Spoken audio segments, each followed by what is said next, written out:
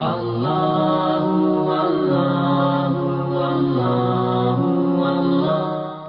کے بعد یہی نہیں رکے امام، من والاہم فقد وال اللہ ومن آداہم فقد آد اللہ. اور پھر فرمایا من عرفہم فقد عرف اللہ. بڑا قیمتی جملہ ہے، خدا کی قسم داد دیتے دیتے تھک جائیں گے میرے مولا کا جملہ. جس نے ان کو پہچان لیا گویا کہ خدا کو پہچان لیا. کیا فرمایا؟ من عرفہم، جو ان کو پہچان لے گویا کہ اس نے خدا کو پہچان لیا. کیوں؟ اب آپ کہیں گے ریزن کیا ہے کہ جو ان کو پہچان لے وہ خدا کو پہچان لیتا؟ دیکھیں، ایک آدمی کی آپ خوشی کا اور رضا کا پتہ کہاں سے لگاتے ہیں؟ امام علی نقی کے جملوں کی گہرائی محسوس کریں آپ زیارت جامعہ میں، کہ جو ان کو پہچان لے گویا کہ خدا کو پہچان لیا، جو ان کو راضی کر دے گویا کہ خدا کو راضی کر لیا، جو ان سے محبت کرے گویا کہ خدا سے محبت کر دی. وَمَنْ جَهِلَهُمْ فَقَدْ جَهِلَ اللَّهُ. اور جو یہ کہے کہ میں ان کو نہیں پہچانتا تو سمجھ لیجئے وہ خدا کو بھی نہیں پہچانتا. یہ بھی جملہ ہے امام کا. اب آپ سے میں گزارش کروں گا کہ ان کی معرفت خدا کی معرفت کیسے بنی اور ان کی رضا خدا کی رضا کیسے بنی. آپ اب جلدی جلدی مجھے سوال کے جواب دیتے چلیے. آپ نماز کیوں پڑھتے ہیں؟ اللہ کی رضا. روزہ، حج، خمس، زکوٰۃ، نماز، دین کی پابندی، کوئی ایسا نہیں ہے جو اپنے لیے کرتا ہو، سب کے سب اللہ کی رضا کے لیے کرتے ہیں. اب اللہ کے چہرہ تو ہے نہیں بھائی. اگر آپ کو یہ دیکھنا ہو مولانا عزادار ہم سے راضی ہیں یا نہیں، تو اگر میں دیکھ کے مسکرانے لگوں تو سمجھ لے راضی ہوں، اور اگر میں منہ چڑھانے لگوں تو کہیں گے آپ تو ناراض ہے قبلہ ہم سے. تو اس کا مطلب ہے ہر آدمی کے ناراض اور راضی ہونے کا پتہ اس کا چہرہ ہوتا ہے. اب ایک آدمی کے چہرہ ہی نہ ہو، ایک شخصیت ایسے ہے کہ اس کے چہرہ ہی، تو بتائیے آپ کیسے پتہ لگائیں گے یہ راضی ہے یا ناراض ہے؟ مطلب ایک آدمی کا سر کٹا ہوا ہے، اس کی باڈی کھڑی ہوئی ہے، تو آپ کو کیسے پتا کہ یہ ہم سے ناراض ہے یا خوش ہے؟ نہیں پتہ لگائیں گے نا، پتہ لگ بھی نہیں پائے گا. تو چہرے سے پتہ چلتا ہے کہ خوش ہے، چہرے ہی سے پتہ چلتا ہے کہ ناراض ہے. اللہ کے باڈی ہے نہیں، اس لیے کہ چہرہ ہوگا تو باڈی ہوگی. بھائی بہت بڑی فلسفی بحث ہے، ذرا اسے ذہن میں رکھیے گا. تھوڑا سا صلوات پڑھیں تاکہ یہ بحث آسان ہو جائے. خدا کی قسم یہ آسان بحث نہیں ہے، اللہ کے وجود کی بحث ہے جو میں امام علی نقی کے قول سے حل کرنا چاہتا ہوں. اور وہ کیا ہے کہ اللہ کے باڈی نہیں ہے، اللہ کے جسم نہیں ہے. اس لیے کہ جسم اگر پہاڑ جتنا بھی ہو تو پہاڑ بھی ایک جگہ ہے، دوسری جگہ نہیں ہے. اب ہندوستان پاکستان میں جو پہاڑ ہیں بڑے بڑے وہ وہیں تو ہیں، یہاں نہیں ہے. اور جو یہاں پہاڑ ہیں وہ وہاں نہیں ہے. تو اگر اللہ میاں پہاڑ جتنے بھی ہوں گے تو ایک ہی جگہ تو ہوں گے، دو جگہ نہیں ہو سکتے. تو اگر اللہ کے باڈی ہو جائے تو باڈی کی خاصیت ہے ایک جگہ ہونا اور دوسری جگہ نہ ہونا.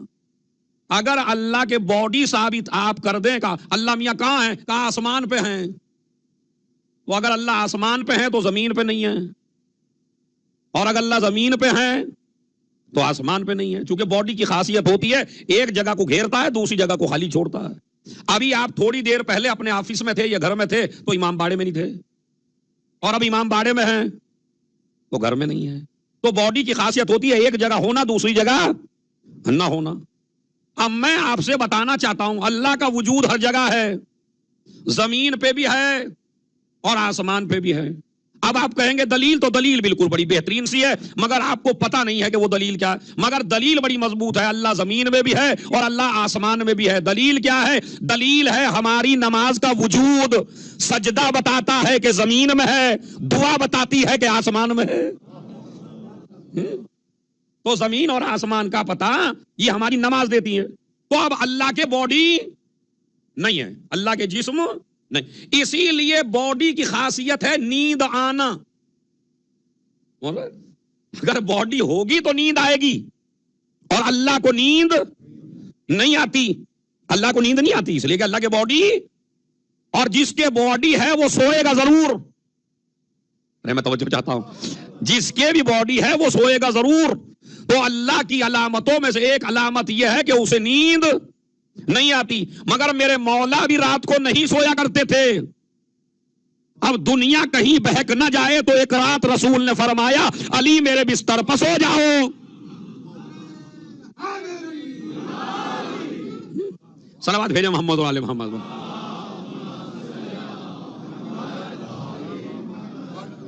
کہا یا نہیں کہا علی؟ یہ نہیں کہا علی میرے بستر پہ لیٹ جاؤ، کہا علی میرے بستر پہ سو جاؤ. اور عزیزوں وہ سویا بھی ایسا تو اس نے کہا جیسا آج سویا. آپ کبھی کبھی سوچتے ہیں نا کہ بھائی سونے میں مرضی خدا کے مالک کیسے بنے. اما یہ سونا نہیں تھا. اگر نہ سوتے تو دنیا علی ہی کو خدا کہتی. علی نے سو کے اس کی توحید کو بچا لیا. سمجھ رہے آپ؟ تو لہذا اللہ کے باڈی نہیں ہے. اب جب اللہ کے باڈی نہیں ہے, اللہ کے چہرہ نہیں ہے, تو پتہ کیسے چلے کہ اللہ نمازوں سے راضی ہے, اللہ روزے سے راضی ہے, اللہ حج سے راضی ہے, اللہ تمہارے دین سے راضی ہے. امام نے سارے مسئلے کو حل کر دیا, کہا جو ان سے راضی ہو جائے خدا ان سے راضی ہو جاتا. تو پہلے دیکھنا پڑے گا آل محمد ہم سے راضی ہیں یا آل محمد ہم سے. اگر آل محمد راضی ہیں تو خدا راضی ہے, آل محمد ناراض ہیں تو خدا ناراض ہے. اس کے بعد پھر فرماتے ہیں بڑا عجیب غریب جملہ اسی زیارت کا. کیا فرماتے ہیں کہ جو ان کو پہچان لے اس نے خدا کو پہچان لیا, جو ان سے جاہل رہ جائے من اعتصم بہم فقد اعتصم باللہ, جو ان سے تمسک کر لے گویا کہ خدا سے تمسک کر لیا. یہ بھی عجیب و غریب جملہ.